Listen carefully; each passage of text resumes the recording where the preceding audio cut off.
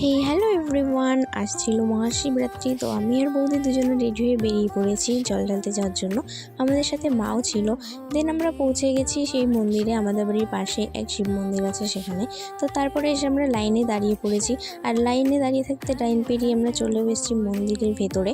তো দেন এখন আমরা জল ঢালবো।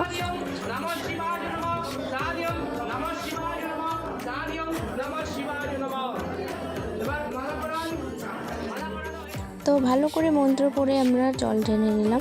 আর এখন যা যা নিয়ম আছে সব পূরণ করে দেন পাশে ধূপকাঠি মোমবাতি ঠাকুরকে দেখিয়ে দিতে গেলাম। তো তারপরে ধূপকাঠি মোমবাতি দেখানোর পরে দিয়ে মা চলে এসেছিলো, মা সাইডে ছিল দাঁড়িয়ে। তো তারপরে এখানে প্রসাদ দেওয়া হচ্ছিলো, সেখানে গেছিলাম প্রসাদ নিতে। প্রসাদ নেওয়ার সময় সারা হয়ে গেছে। তারপরে এখন যাচ্ছি বাড়ির দিকে। আর বাড়ির দিকে এখন গিয়ে হবে সাবু মাখা। শিবরাত্রি উপোস করে সাবু মাখা না গেলে হয়। এদিকে মা রেডি করে দিচ্ছিলো সাবু মাখা, মাখা হয়েও গেছে। আর এদিকে আমি খেয়ে নিচ্ছি, উপোসটা ভেঙে নিলাম সাবু মাখা খেয়ে। তো আজকের মতো বাই।